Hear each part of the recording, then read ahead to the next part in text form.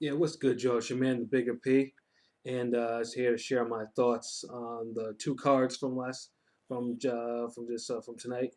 Uh, Unfortunately, I really hate when HBO and Showtime both put on cards on the same day, and then one may start earlier than the other, but then you have like pretty much when you have the fight that you want to see, along with another fight you want to see in the other card, and they start overlapping each other, and then you could either I was too lazy to go set up my tablet and my Fios app so I could watch both at the same time.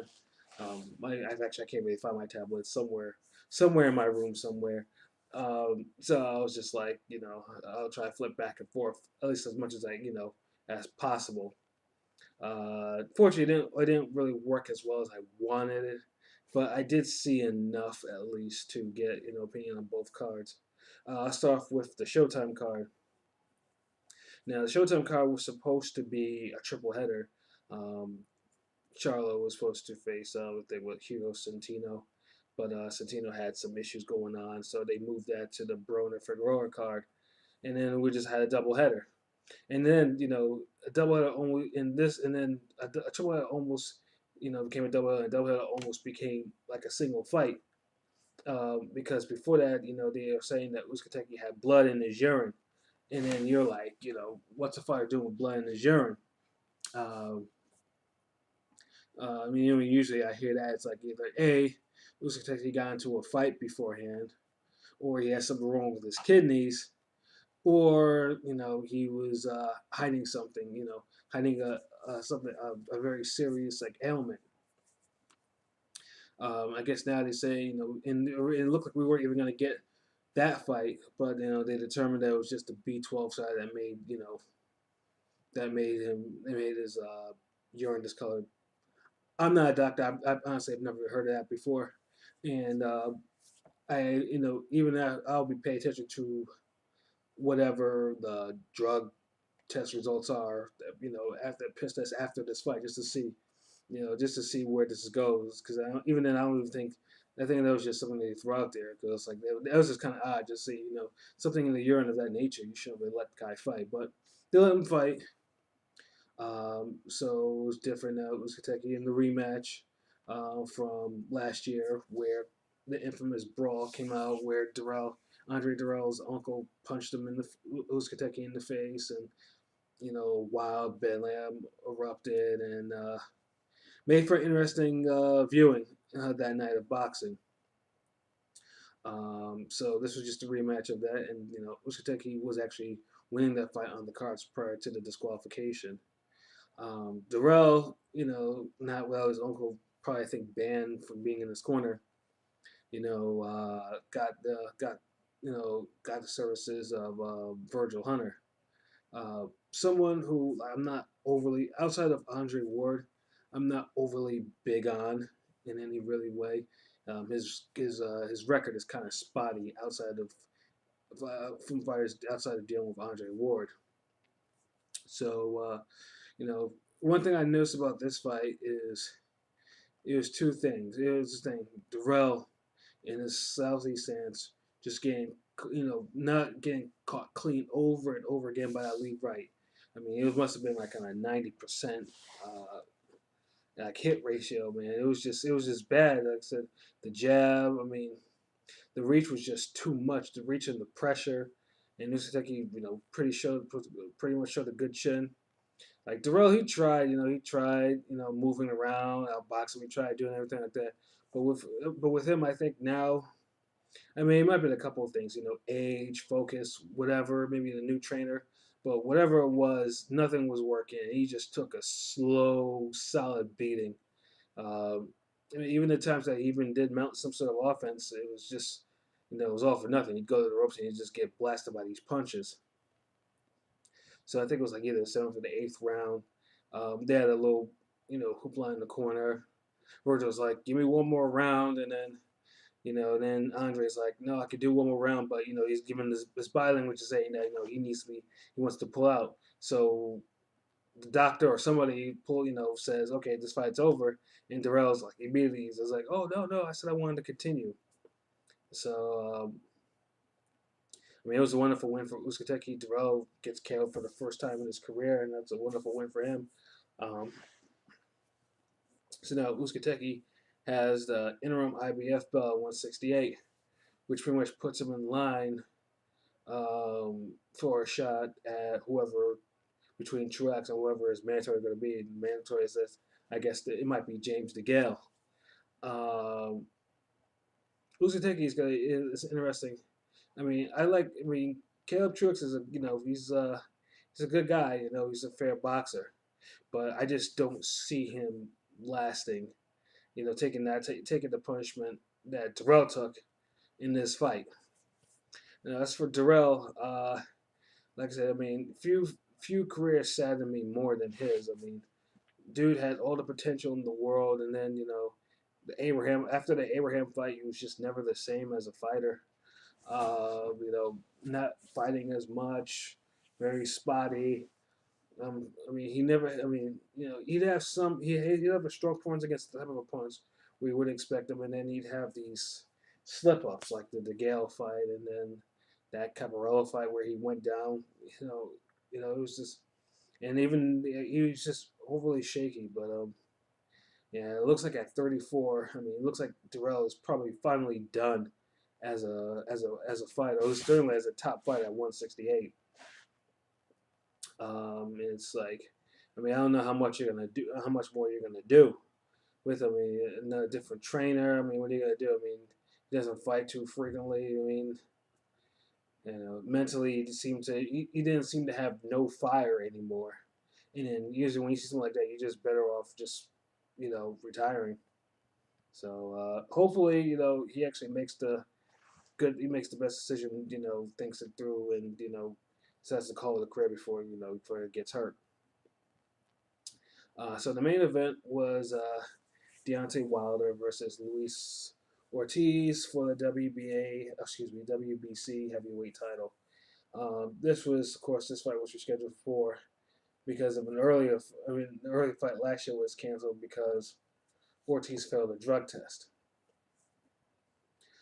So this time around, Ortiz was clean, and he came in at 241, which is probably give or take his usual weight. Wilder though came in a little bit super light, at 214, and I'm thinking to myself, 214, that's kind of light, especially for a guy who's 6'7". Usually Wilder's been coming in like 220 or so, and even then I think that's light, but 214 is like super light for a guy his size. So I mean, I was curious to see. I mean, usually heavyweights don't cut weight like they used to. So I mean, I think they explained before that he had some sort of illness, and that probably contributed to his weight loss. Um, the fight, well, the first half of the fight was not the most exciting fight. I mean, it was just, I mean, it was basically Ortiz moving forward, jockeying position, jabbing, throwing fast counters, basically doing a lot of basic stuff that had Wilder a little flustered. But then the second half of the fight, it picked up. It picked up big time. Wilder, of course, showing his game-changing power, uh, you know, scoring the first knockdown of the fight. But then Ortiz came roaring back, and especially in the seventh round, we had Ortiz all but out. I mean, we had Wilder all but out on his feet after a right hook landed. I mean, it was a miracle that Wilder actually stayed on his feet. I mean, I thought he was gone. After that, but then after another strong round, Ortiz, I guess, his activity started to fade a little bit, um, and pretty much I do Wilder. I mean, to me, I thought at the time like Ortiz was winning this fight handily, even with the knockdowns. But once again, that right hand of Wilder bailed him out. Scored two knockdowns in the 10th round, and that was all she wrote. It was a good fight. I'm not gonna, good fight. Wilder showed that he could deal with adversity, which is always a good intangible for a fighter to have. Uh, what I wasn't impressed with though is his boxing skills, IQ. Uh, one of the big flaws of Wilder's, I don't think he's not a thinking fighter. I think he's very basic boxing wise. he'll throw it. He has a good jab when he uses it, and he moves pretty well. But boxing wise, I don't necessarily think he's not strong in that. But he has a kill switch for a right hand, and that's the right hand that will keep him in this division for as long as he wants it. Now, also another thing is I don't think he can beat Anthony Joshua from what I saw. I personally think Joshua will outbox him and will knock him out. But that's just my opinion. But Wilder does deserve props for actually showing the adversity and being able to come back and actually knock out someone who had never been knocked out before. That's I guess I mean that's what he need. That's the job he needed to get done. And that's what he did. So props to him.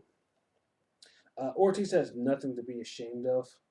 Like I said, the fight was his to win, but he lost a little discipline near the end, and then, like I said, he started becoming more stationary with his head. Uh, took the right hands, started taking some of his right hands, and then apparently, you can't take too many right hands from Wilder, and then, that's all she wrote. Was not happy with the official scores. All the judges had uh, Wilder up by one, which I thought was absolutely preposterous. 85, 84, no. There's absolutely no way that should be possible. Because Ortiz was winning that fight handily, even with the knockdown. There wasn't that many knockdowns in the fight for me to actually think that wasn't the case. So, but I'm not gonna talk about the scorecards. Other than I disagree with them greatly. So now, of course, now we're gonna wait and to see until the end of this month when Anthony Joshua, the reigning WBA and IBF champion, goes against Joseph Parker for the WBO title for another three-title unification. To see if hopefully maybe we actually get those two in the ring by sometime this year. Hopefully in the fall. Uh, so the HBO card. Now the HBO card is what I've watched here and there. Uh, and actually I'm watching the replay right now. The night of light heavyweights. The first fight was Dimitri Bivol versus Wilder-Barrera. This was the fight I was pretty much. This is you have one of the, you have the champion, which is Bivol, and then you have one of the contenders, which is Barrera, and you're just trying to see, this is like to me this was a good. This is the type of fight that should be having more boxing. A good contender versus, a champion, young champion with potential. And Bivol, I've always been like iffy about. I'm always thinking that he still had a little bit more to prove. But this fight, he showed everything. Like he showed, including him coming back, including coming back from adversity, because he got cut over his right eye from a headbutt. But everything about him was just movement, good punches, good punch selection, uh, hand speed, which I was even more surprised. I didn't think Bivol were that fast, but he was beating Barrera to the punch constantly over, and then Barrera showed revolts. But he came forward, he tried to adjust, he tried to hit him to the body more. Even tried to press him even with the cut over the eye. But the ending in the 12th round was just brilliant. Where Barrera went down, and then the referee, got decided that enough was enough. Me, I would have let Barrera go out on the shield. At least let him get up and continue to fight, go on the shield. At least give him that. But that was a wonderful coming out party for Bivol, and like I said, I'm more impressed with him than I am than I was before. And Barrera has nothing to be ashamed of. He's not done yet. He just simply ran to a better, younger fighter. And then the main event was Sergey Kovalev versus, was it Igor Mikulin? I forgive me if I pronounce his name right. This fight was pretty much nothing more than just target practice. It only made it interesting because Mikulin was actually able to touch Kovalev and do a little spoiling here and there more often, more times than I thought this would happen. But Kovalev being the type of hands he had, just pretty much busted him up until the doctor was like, no, like, no more, no more. This fight is over. I mean, there wasn't anything overly spectacular about that fight, other than it was just business for Kovalev. Um, so I know. So yeah, I mean this. I mean the HBO card pretty much brought a little bit more clarity. Kovalev, I know, wants to actually go and Kovalev is not. I mean, it's been in the news lately, just more or less talking about war this and war that, and then wants to unify the belts, but himself is not. He didn't really go into that much detail in the post-fight interview. It was just just regular stuff. I want him to call out somebody. It has, at least unless I missed that part, flipping back and forth between the channels. But I didn't feel like he actually wanted to address fighting, especially Bivol, especially after Bivol's performance. I give Bivol a pretty much good chance to actually upsetting Kovalev. But yeah, like I said, that fight was just strictly, it's just strictly business. I mean, nothing overly spectacular about that fight. Business was business, and it got done. Uh, so yeah, I mean, those are my thoughts on the two cards from tonight. It's a good night of boxing overall. Can't complain. And I know the Wilder fight has probably got a lot of mainstream attention, a little casual attention. I know I looked at my Facebook; people have been talking about it. So hopefully this will lead to. Hopefully this just begins to lead into an ultimate four belt unification at the heavyweight division. So until next time, peace.